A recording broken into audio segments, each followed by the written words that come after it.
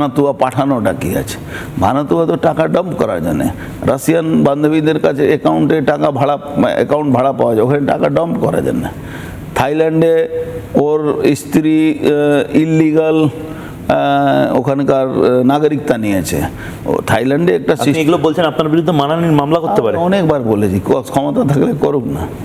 তাহলে কতগুলো মামলা হবে এখন? কতগুলো মামলা আছে? কোনো জানি তো, এই ঘটনাটা জানি। থাইল্যান্ডে আমি তো প্রকাশ্যে মিডিয়াতেও বলেছিলাম, আগেও বলেছিলাম। তো ও এরকম ওখানে কি হয়, ওখানে যে লোকটা মারা যায় থাই নাগরিক, ওখানকার আর্মি লোকরা ইলিগালি ওই যে আইডেন্টিটিটা বিক্রি করে দেয়, অন্য লোক কিনে না, টাকা দিয়ে। হ্যাঁ, টাকা দিয়ে। আবার কারণটা হচ্ছে থাই নাগরিক হলে আপনি ওখানকার ব্যাংকে আপনি ক্যাশ টাকা যত পান জমা করতে পারেন। থাইল্যান্ডে এরকম আইন আছে, এখন একটু শক্ত হয়েছে, আগে এরকম আইন ছিল।